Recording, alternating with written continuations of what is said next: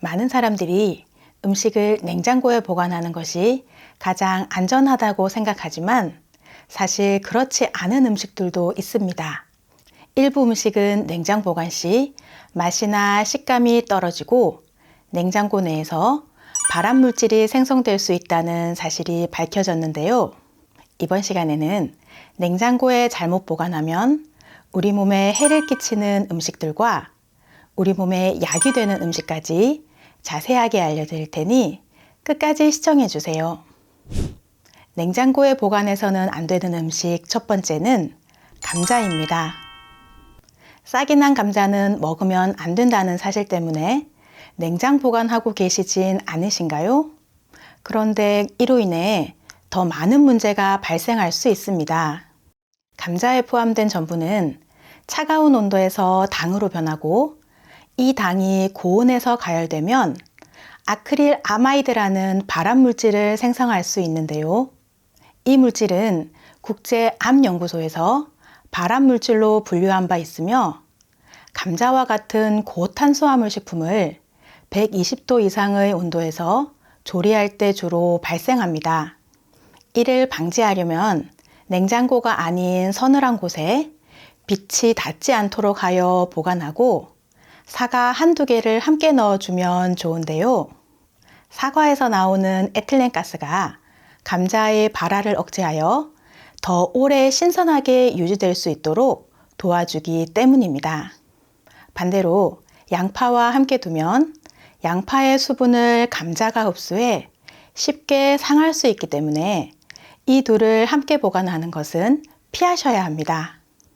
냉장고에 보관해서는 안 되는 음식 두 번째는 참기름입니다. 식물성 기름은 불포화 지방산이 풍부해 건강에 좋지만 보관 방법에 따라 쉽게 변질될 수 있습니다. 특히 참기름과 들기름은 보관에 조금만 신경을 써도 맛과 향이 오래 유지될 수 있는데요. 참기름은 볶은 참깨에서 짜낸 기름으로 리그난이라는 성분이 산패를 막아주어 햇빛이 들지 않는 곳에 실온 보관하면 최대 2년까지 보관이 가능합니다. 그러나 냉장 보관을 하게 되면 침전물이 생기면서 기름이 굳고 고소한 맛과 향이 떨어지므로 냉장 보관하시는 것은 피하시기 바랍니다. 반면 들기름은 산패를 막아주는 성분이 부족하고 오메가3 지방산이 많아 빛과 열에 매우 민감하여 반드시 냉장 보관을 해야 하고 병을 신문지나 천으로 감싸 빛을 차단해주면 더욱 좋습니다. 그리고 개봉 후에는 1개월 이내에 드시는 것이 좋은데요. 참기름과 들기름을 2대 8의 비율로 섞어 리그난 성분이 더하면 영양소도 더욱 풍부해지고 보관 기간도 2배로 늘어나니 꼭 활용해 보시기 바랍니다. 냉장고에 보관해서는 안 되는 음식 세 번째는 생닭입니다. 생닭을 구매해 요리할 때 가장 신경 써야 할 점은 바로 캠필로박터라는 식중독균입니다. 이 균은 주로 동물의 위장에서 서식하며 감염되면 발열, 두통, 복통, 설사 등의 증상을 일으키며 주로 생닭을 제대로 익히지 않거나 생으로 섭취할 때 감염되는데요. 문제는 요리 과정에서 생길 수 있는 교차 오염입니다. 생닭을 씻을 때 물이 튀면서 다른 식재료나 주방기구를 오염시킬 수 있고 냉장고에 보관할 때도 가열하지 않고 먹는 과일이나 채소와 다 오염이 일어날 수 있기 때문에 생닭은 반드시 밀폐하여 냉장고 맨 아래 칸에 보관하는 것이 안전합니다. 캠필로박터균은 아주 작은 양에도 감염될 수 있으니 위생에 각별히 주의가 필요합니다. 냉장고에 보관해서는 안 되는 음식 네 번째는 마늘입니다. 우리 어머님들 마늘 보관 어떻게 하세요? 조금만 방심하면 썩고 물러지고 그렇다고 다 갈아서 얼려버릴 수도 없고 참 어려운데요. 마늘을 냉장고에 보관할 경우 습기를 흡수해 곰팡이가 피고 싹이 나기 쉽습니다. 게다가 마늘에 생긴 곰팡이는 아플라톡신과 사포롤이라는 발암물질을 생성할 수 있어 건강에 치명적인 위험을 초래하는데요. 그래서 마늘을 보관할 때는 습기를 없애는 것이 가장 중요합니다.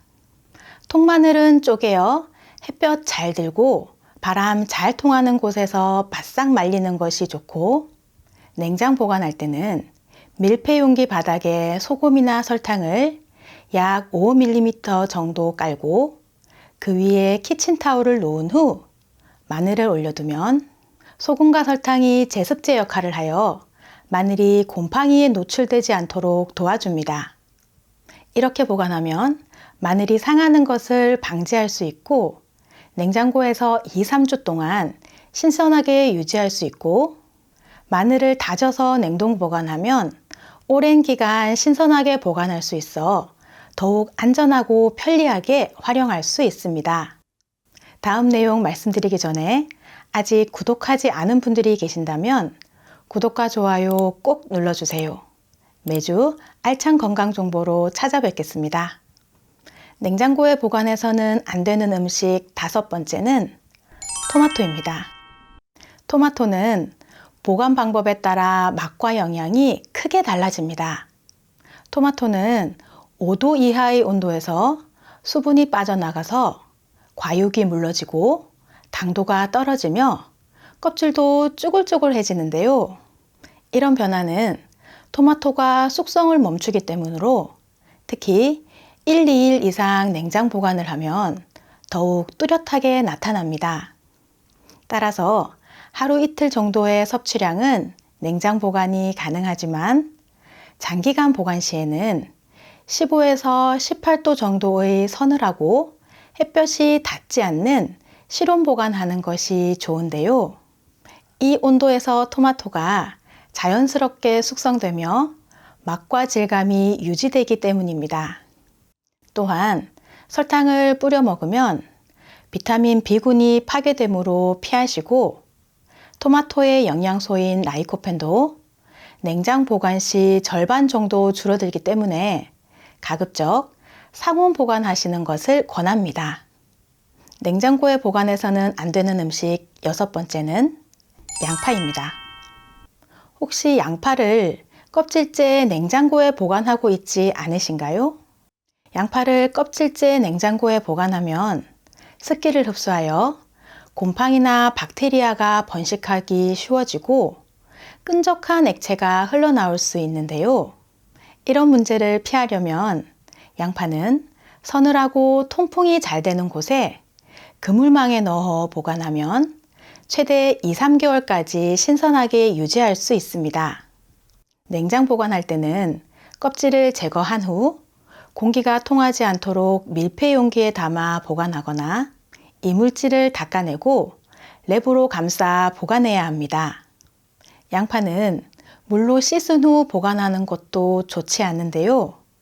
물이 양파 속으로 들어가 상하기 쉽기 때문입니다.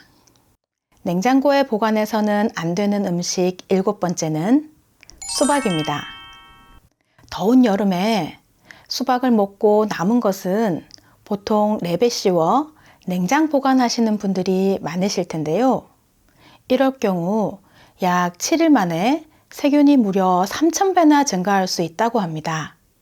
그러니 먹고 남은 수박은 반드시 밀폐 용기에 담아 보관해야 위생적으로 안전하고, 많은 음식이 그렇듯이 가능한 한 빨리 먹는 것이 가장 신선하게 즐길 수 있는 방법입니다.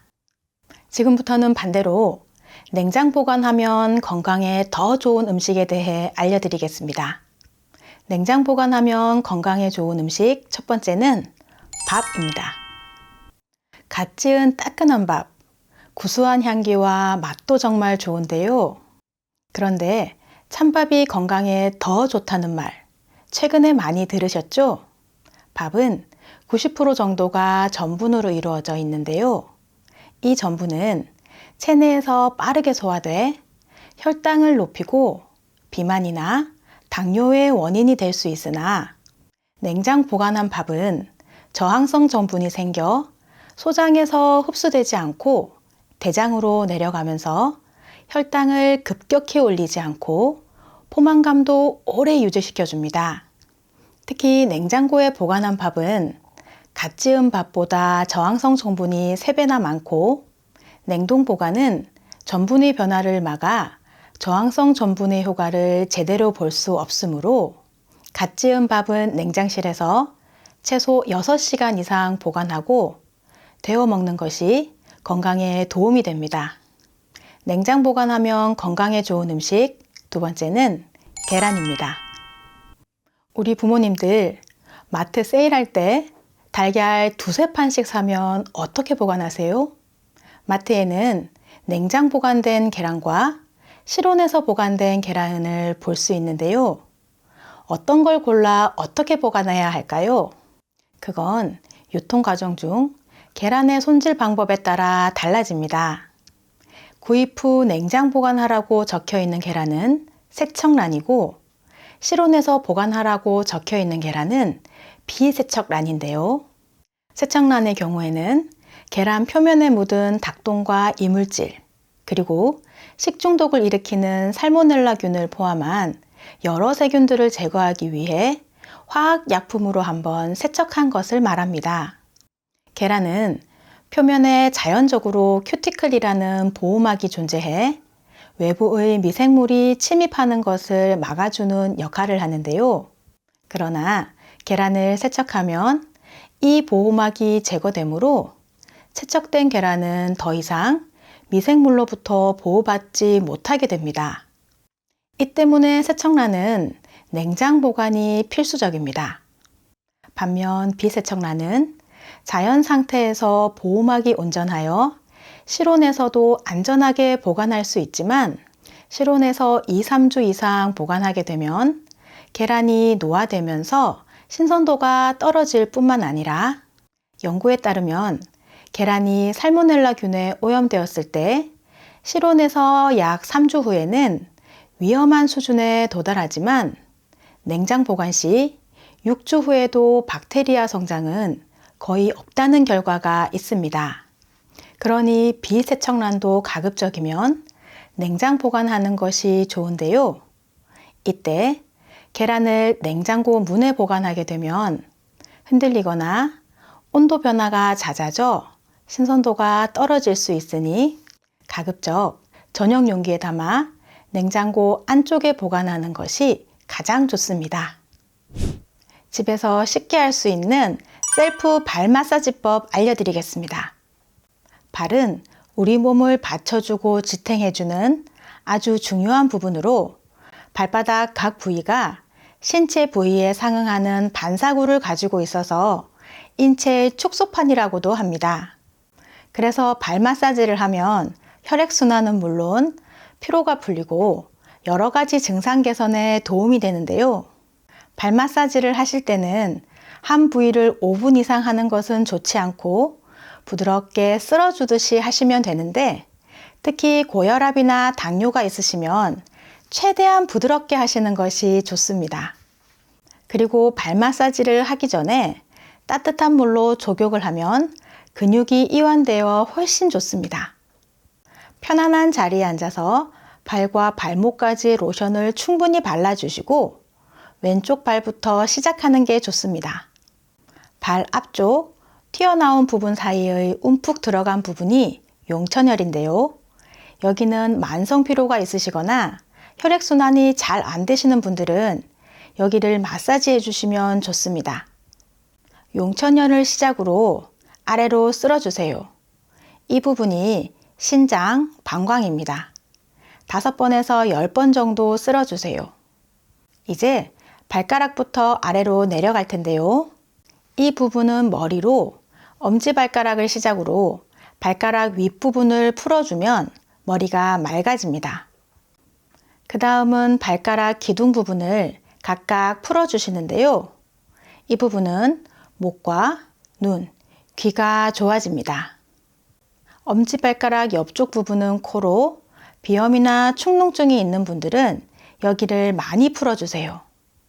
발가락 사이에 손가락을 넣어 쭉 풀어주세요. 그러면 혈액순환에 좋습니다.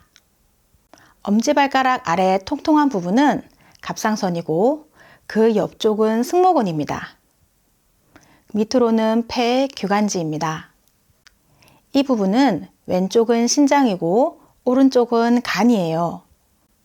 갑상선 아래 여기서부터가 위, 십이지장, 췌장 이런 소화기관으로 특히 당 수치가 높으신 분들 여기 췌장 부분은 많이 만져주시면 좋습니다.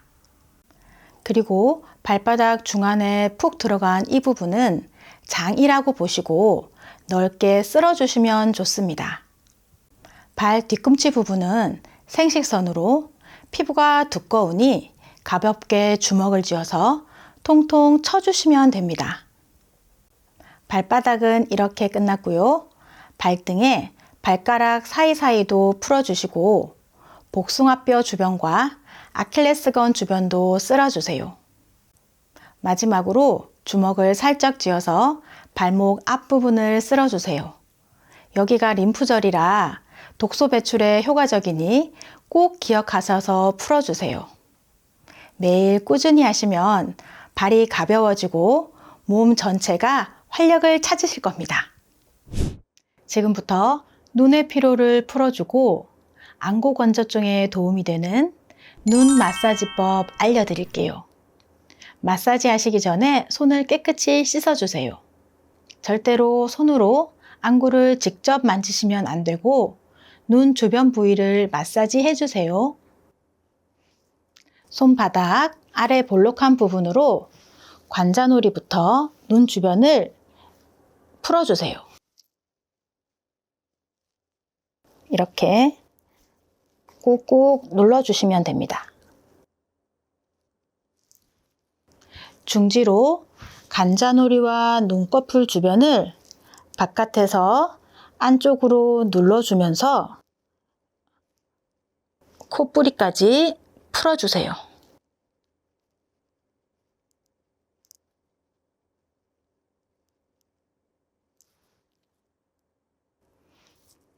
엄지손가락 아래 볼록한 부분을 이용하여 눈꼬리 위쪽에 부드러운 살 있는 쪽을 풀어주세요.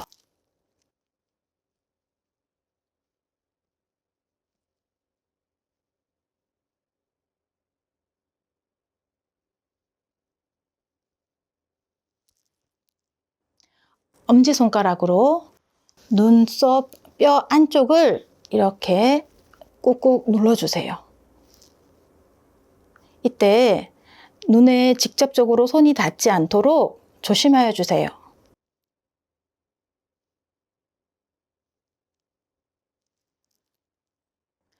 검지로 콧대 양옆을 둥글게 풀어주세요.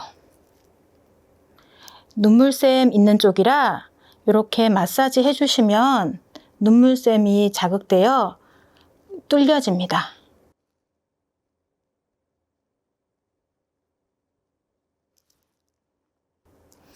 검지로 코 옆에 여기서 따라서 이렇게 쭉쭉 눌러주세요.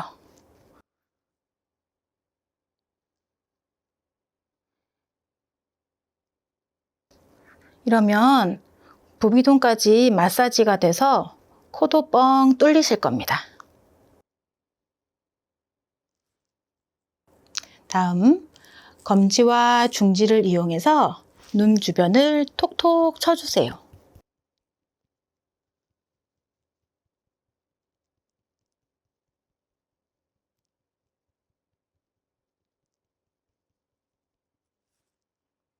마지막으로 손을 비벼 열을 내서 눈이 따뜻하게 감싸주세요.